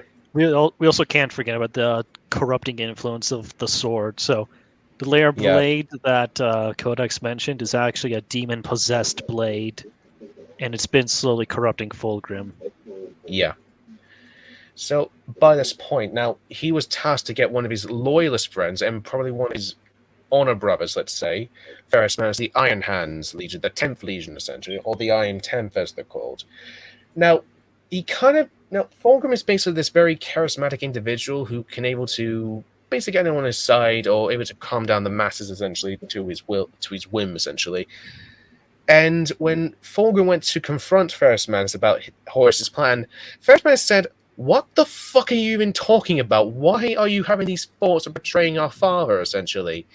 And both of them had a bit of a hissy fit where Fulgrim kind of stole one of Ferrus's very trademark weapons, his hammer, essentially, Forgebreaker, and basically failed in his mission to convince Ferrus Manus of his plan to join his side, essentially, and join Horus's side, evidently.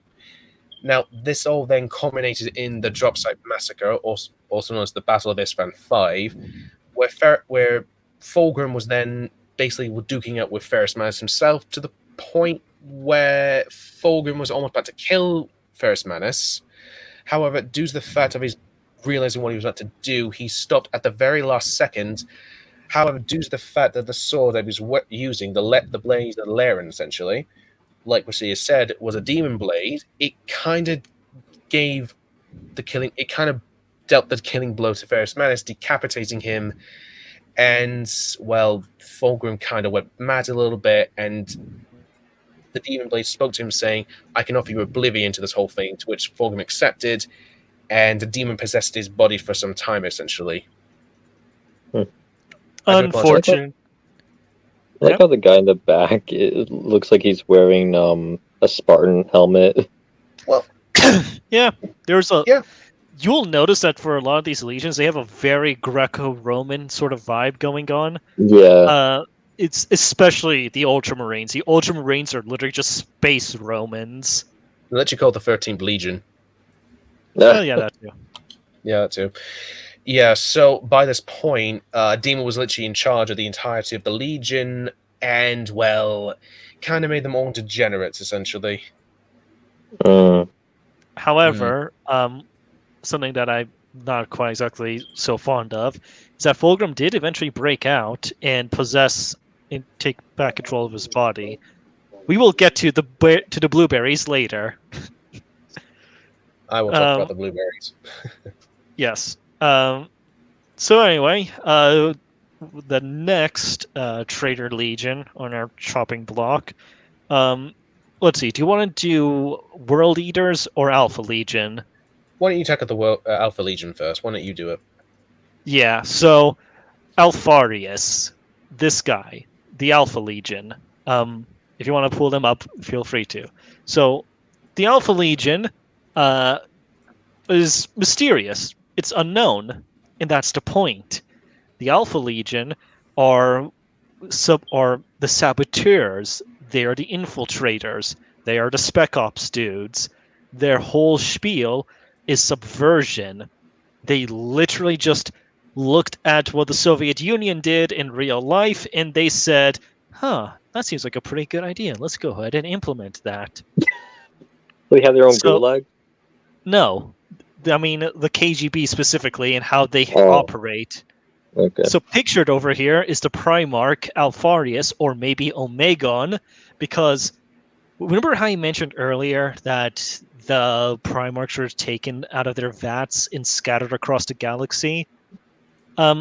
Alfarius' soul was split into two, essentially. That is, at least that is his theory, because he was on Terra. He was still on Earth when they found him. And so he spent his entire life around the Emperor and learning to use his gift of literally disappearing from people's view. Like this gigantic 10-foot tall superhuman could literally be standing behind you right now and you won't even notice he's there. Each of the Primarchs just have one of these gifts and one of these powers, and this is what Alfarius got. So this basically characterizes his entire legion. Now, what you also see over here in the background are two guys who are from the Headhunters. They're Headhunters, essentially. They have a special unit called the Headhunter Kill Team. I actually have some of the miniatures right beside me right now. Fitting. Yeah. So we don't know nobody actually knows what happens to them. There's a book called Alfarius, which is basically his autobiography. He explains how he was responsible for the Custodian's blood games and how he was in the background watching the Emperor collect all the legionaries and honing his ability to disappear and avoid being read by anyone. And a thing to note, nobody actually knows what he looks like. You see this image over here with his face? Usually, you would not. No, you will never see his face. He is always wearing his helmet. As a matter of fact, he had a librarian on standby while he was looking for his twin brother to erase the memory of his face from anybody who saw it. A librarian is a sanctioned psyker, by the way, for the Space Marines.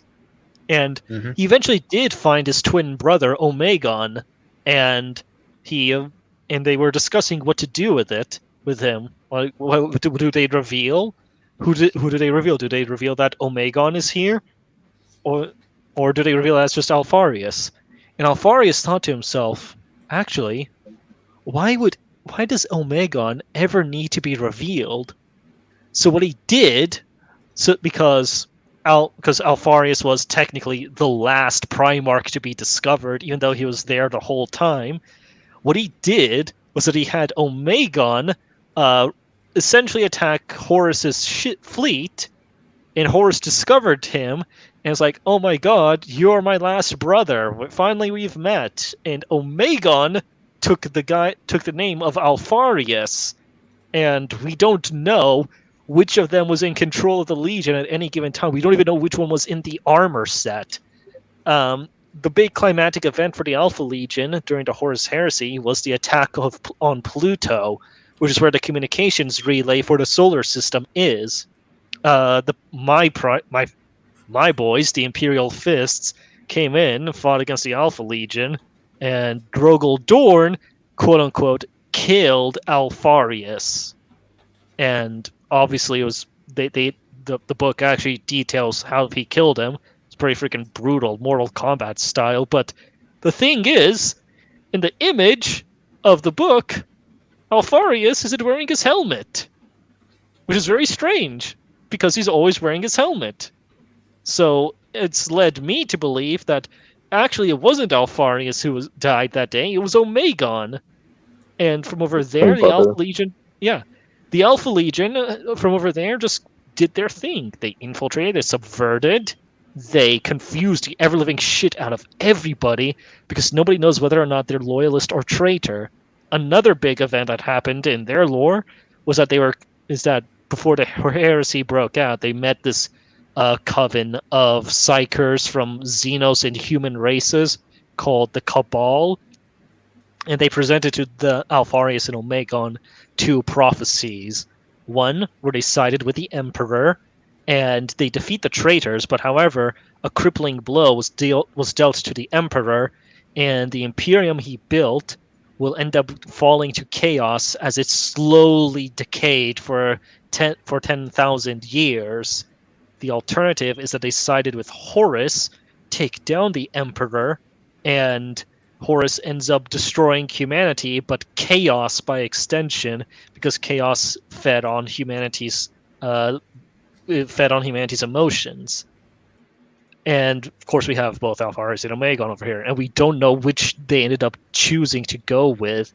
We know that allegedly they're traitors, but given what we have in the current setting, it's quite possible that one of these twin brothers, or both of them, decide to go to side with the Emperor.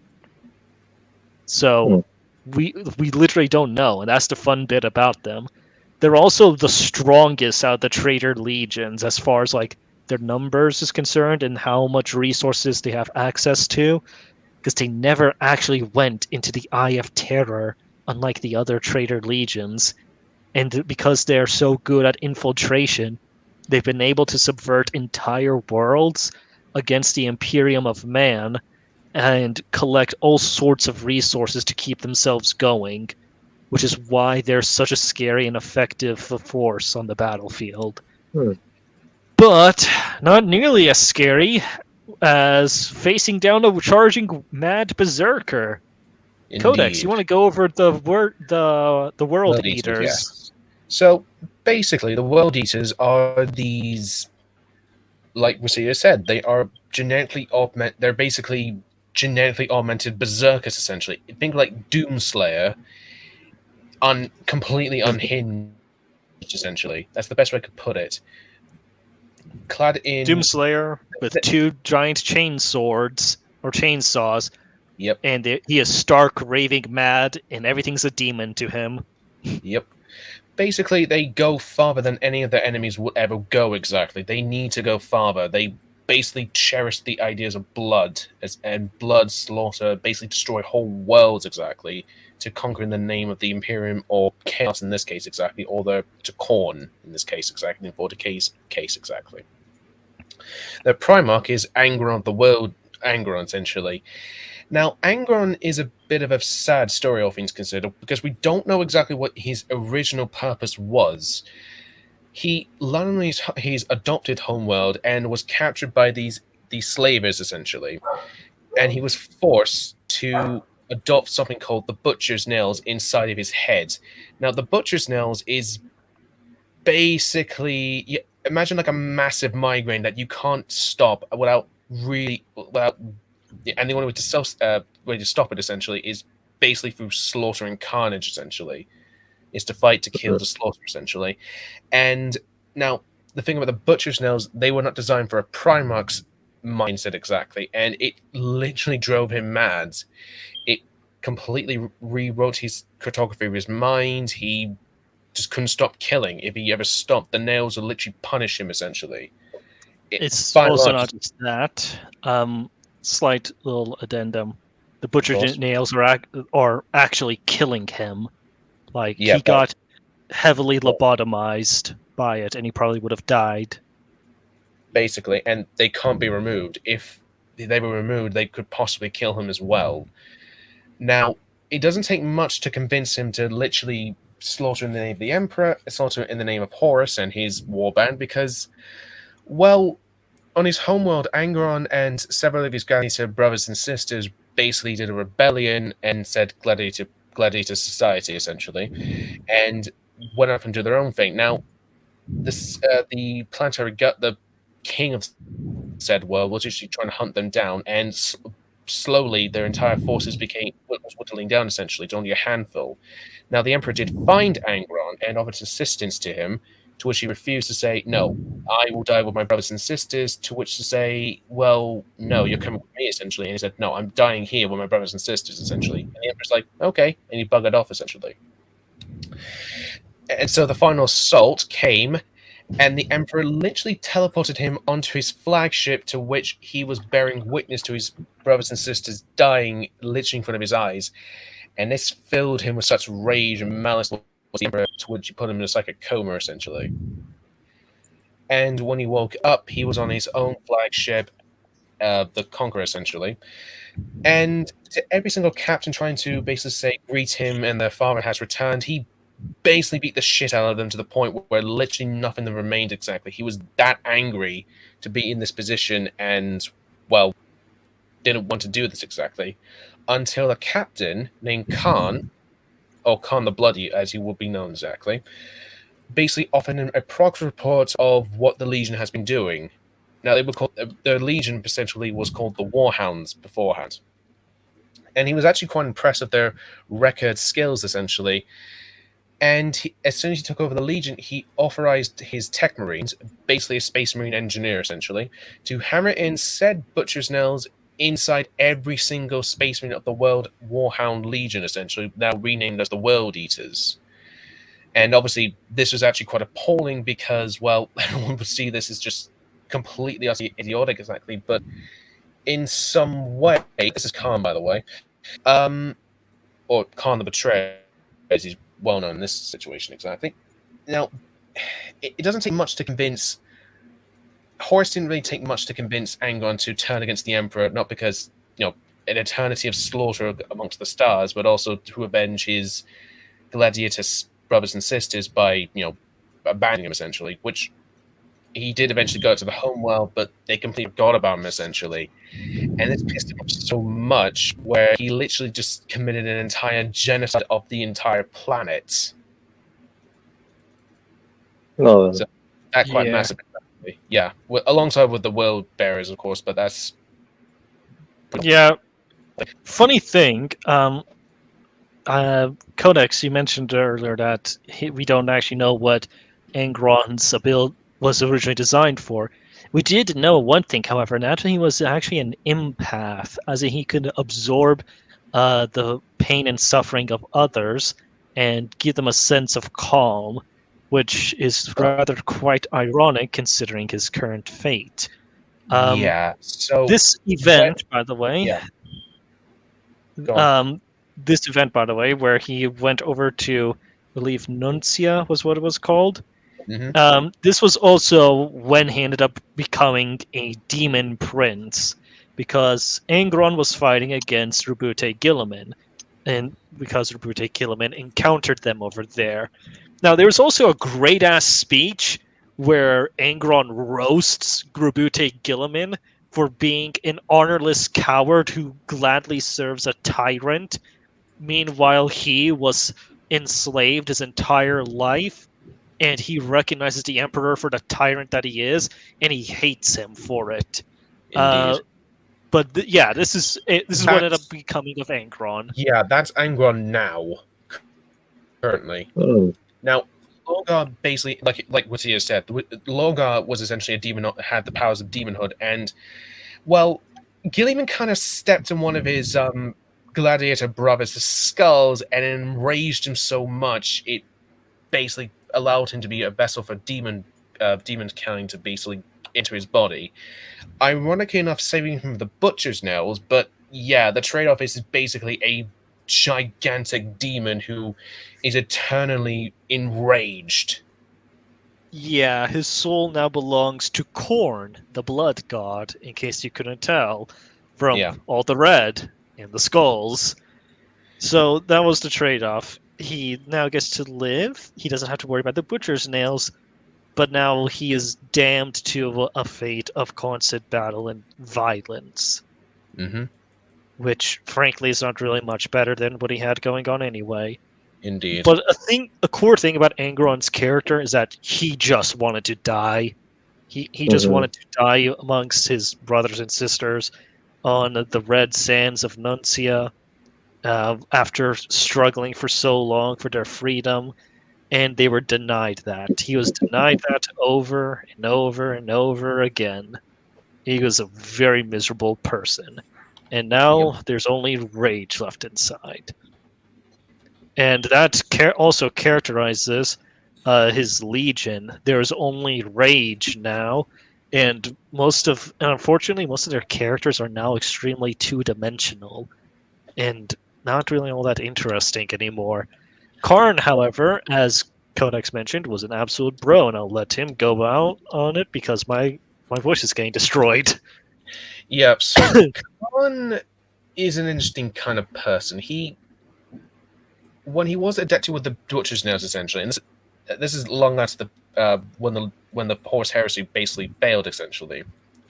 He was the reason why his legion is no longer a legion, essentially. He basically broke the legion because of a certain event. During the event called the Battle of Scatterthrax, I believe, a demon world, essentially. His legion was fighting against the Emperor's children, generous as they are, and seeing such cowardness within the Legion, essentially, because apparently Scatterthrax was also like a very cold planet as well, and they were like huddling in a corner together for warmth, obviously. So Khan, being how he is, basically grabbed a flamer, or a flamethrower, essentially, and literally not only burned his brothers, but the building inside, as the building they were hiding inside from said cold.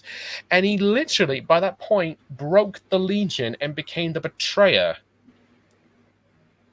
He doesn't have a Well, legion, then. essentially. He's a legion of one.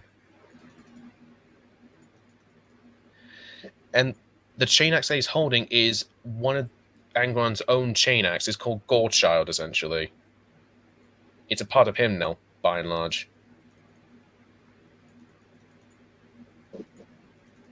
Yeah. Alright. Hmm. I'll just. This really.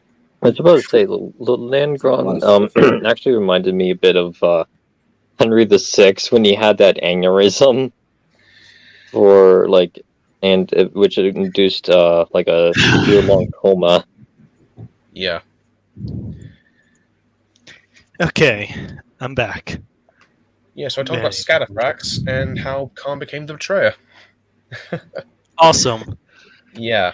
Is that all of them? Did we cover all 9 of the traitor legions, or did we miss one? Let's See, we went over. I think we tackled them all, though. Yeah. Yeah. I mean, over the Alright. Edgy Lords, the Emperor's children. There was, the Dark Templars. Yeah.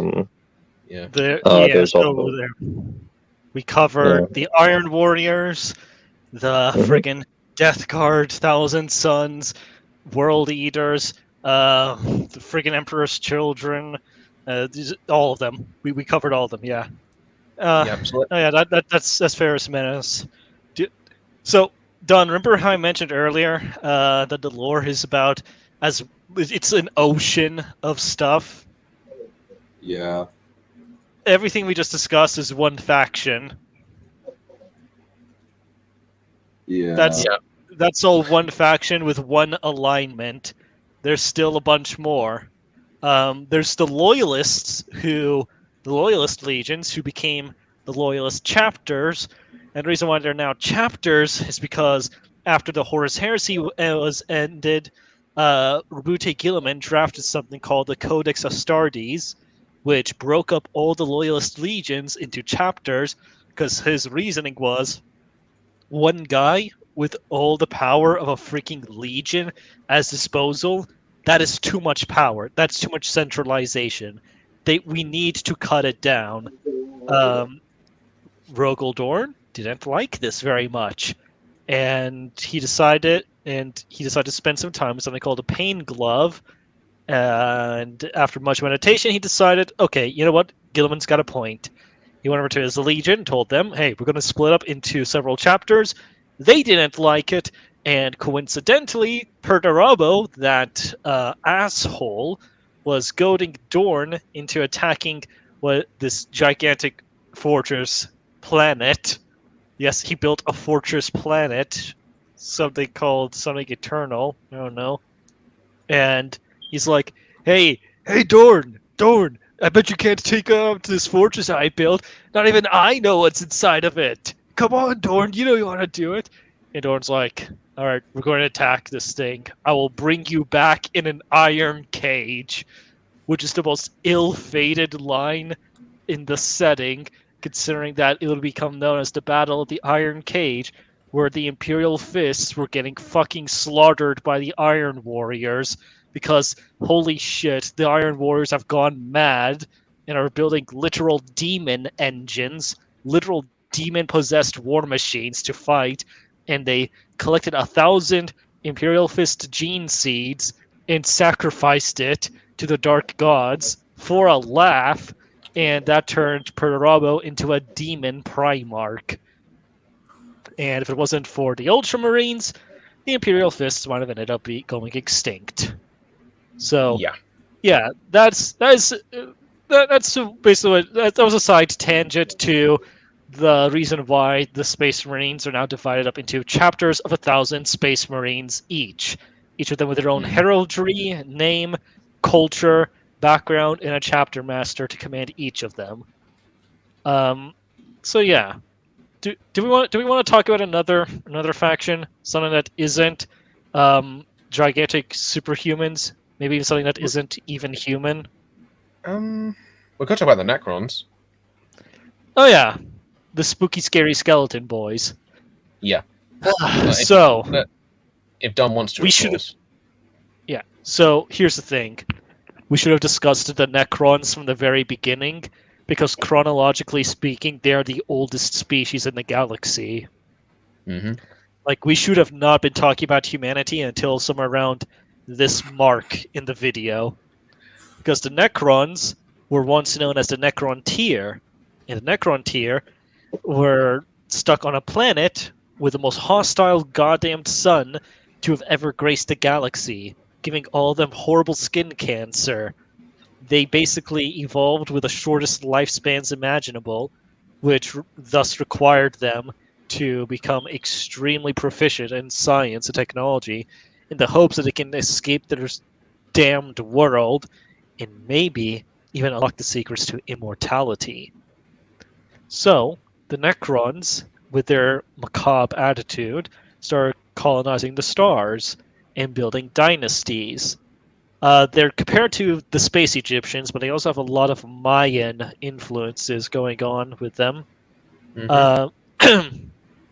If you would like to pull up an image on them anyway, so everyone can understand what I'm talking about. What's the name again? Necrons. Necrons. Yeah. He So just pulls up an they image of the Mayans. yeah, they encountered an alien species known as the Old Ones, which are basically just space toads. They were great geneticists and even unlocked the secrets of immortality. The Necrons were extremely jealous and envious of them, and they wanted to know the secret as well.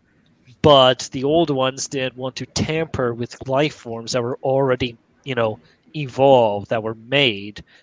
We don't know why, but they viewed it as sacrilege, and so the Necrons decided to wage war. Well, the Necron tier decided to wage war against the Old Ones. The Old Ones fought back, and the Necron tier was defeated. Eventually, the Necrons discovered an entity around their star that was eating at it. They goaded this entity down into a necrodermis shell, and they were able to communicate with it. They ended up calling these entities Catan, or star gods, and these beings promised them what they've been coveting for so long, the secret to immortality. So the Indeed. Catan guided the Necrons into building these machines, these giant factories, and the Necron tier were told to go through them and they will become immortal. In the process, they lost. Unfortunately, there's a monkey paw effect over here, where when the Necron tier came out the other side, their souls were diminished or missing. That's because the Catan discovered that the only thing more tasty than the energies of the sun is the life force of a living thing. They have been deceived by the Catan, specifically one that would be later known as the Deceiver. Ironically. And yes, and Yes. now the only Necrons with their personality intact are the upper warrior caste and the Necron lords and triarchs instead. So this is their horrid fate. Of course, they still hated the old ones and would end up declaring war against them again, but they were being used now by the Catan, who had essentially enslaved their species. The Catan used the Necrons to wage war against their old rivals, being the Old Ones, and in the process caused something called the War in Heaven, which was the most devastating conflict in the Milky Way's history. So much so, it makes the Horus Heresy look like a little skirmish on some backwatered world. Mm-hmm. And the result of this horrible conflict was that the realm of souls, the immaterium, was corrupted, twisted, and warped into what we now know as the warp. And this is essentially why everything freaking sucks now. Yeah, that's their Yeah. structure nowadays. The Necrons. So what ended up happening was that the old ones were being driven into extinction by the Necrons and their Catan gods. Eventually, however, the king of the Necrons, Sarak, the Silent King, decided that enough was enough, and he rebelled against the old ones. Oh, no, not against the old ones, the Catan, and overthrew them. Their bodies were shattered into shards, of which the Necrons would later enslave and contain within special containment fields. The meme being that they're now Pokemon that just get chucked around. The Necrons decided that the species that the old ones created would eventually collapse and wither away on their own, and yeah, they were not willing to fight again or continue the fight any longer because of how many casualties they suffered in overthrowing the Catan. So they built the structures that you're looking at right now, the tomb worlds, and they went underneath and they slept for about 60 million years, Mm-hmm. while Sarak the Silent King went out into exile, believing himself to be unworthy to lead his people anymore, for he himself was responsible for their horrid fate. Until that's now. like so that's like going to sleep in the Cretaceous period and waking up in the 21st century. Yep, Basically. and they awoke to see the galaxy being ruled by the decadent, the weak, and the corrupt, a galaxy that is rightfully theirs, and they have the weapons and technology to crush everything in a snap. Quite I'm literally not in some joking, by the cases. way. They I'm not can joking. literally atomize you, essentially. Yeah, their basic guns, the Gauss rifles, those things, they atomize a living creature, and that is their basic weapons. So Hmm. their super weapons they're galaxy destroyers. They actually do have an ancient relic. I forget the name of it, but it is essentially a map of the galaxy, and whatever you do to that map happens to the actual galaxy itself. These guys are at a level of scientific advancement that just should not be possible, and they achieved it. Mm-hmm. Their main goal right now is to find a way to return to their original organic bodies and reclaim their souls. But in the meantime, it's back to petty infighting because the Necron tier were known for being extremely fucking petty before they encountered the old ones. Like the only time they ever worked together was to defeat the old ones in the Catan. But yeah, during that time in the War in Heaven, there were two alien races created. You might have heard of them. Yeah, we'll just wrap it up. Yeah, The other we'll two, do this one thing. Yeah. so we'll end it off with this subject, but I'll just go and get through this. So the other two alien races created during this time were the Krorks, or now known as the Orcs, and the Eldar. Codex, if you would like to go over them, go ahead. You can just take. What You about take the it. Eldar or the Orcs, essentially? You can do one or the other. I'll let you decide. I'll finish up with the Orcs, essentially. Let's just say that. The Orcs are, like I said, they're basically science fiction versions of Orcs, essentially. By and large, they are like this tribal-like, war-hungry beasts, essentially. That's basically the burn and yeah, that's basically them right now. Their entire ideal, their entire life structure is based around war. It's a sustenance, it's a drug to them, essentially. They want war 24/7, 24 hours a day, essentially, 7 days a week, Yeah. essentially. These guys were, as I mentioned earlier, they were created during the War in Heaven. They are biologically designed for that exact purpose. They know their psychology is built around it, and they've also deteriorated quite a lot since the War in Heaven. Yep, So like this universe is equivalent to Mongols almost. basically, yeah. Well, Their entire- they're more like football hooligans from England. They do have a lot of British slang terms, to be fair, so I'm not going to lie about that.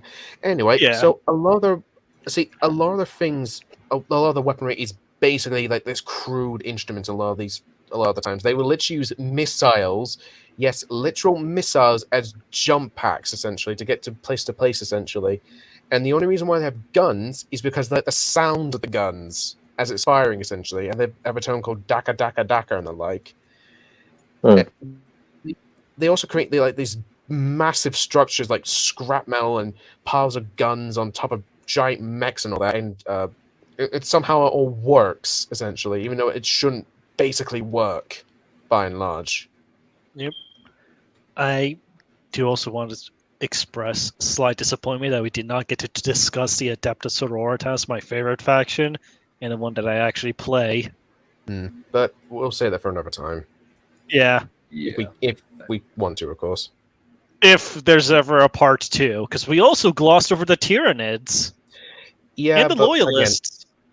again, yeah, we'll get to them, of course, but by and large, let's just finish with the Orcs, because they're one of the most funniest species in the entirety of the galaxy. They are literally more or less the underdogs of the whole galaxy, because everyone thinks, oh, they're just mindless savages. Nope, they can literally span in the millions upon millions upon these things. They're basically space mushrooms, essentially. That's a tyrant, by the way. Yeah, we'll get to them later. They're a whole ass basket case. Like, yeah. they're not even from the Milky Way. That's how alien they are. Yeah. So they're like siphonophores almost, without the inner mechanisms of what a siphonophore is and how, like, just in terms of like how alien they are. Yeah. Yep. Well then. Yeah. I think we said enough about it so far. Shall we just wrap it up? Alrighty, Yeah. so good. I will upload this fairly soon on an off day. Okay. Today is not an off day. I'm having a wheel time trivia for about an hour. That should be shouldn't take too long. Hopefully, it's only like an hour. But thank you guys for coming on and explaining Warhammer 40K to me. Fair enough. Yeah. Yeah. We- Alright. Yeah, same here. I tried my best to No be as problem. terse as possible, but unfortunately, once you get me going, I can't stop. Indeed. There's Same also- here. There's I also a ridiculous amount of information based on what you've shown me. yeah. Yeah. I also So- would like to apologize in advance for any slight misdemeanors over here, No, no worries. because I understand that sometimes I can be a little overbearing. It's okay. Well, we'll call it good for today. Thank you guys. Bye. No problem.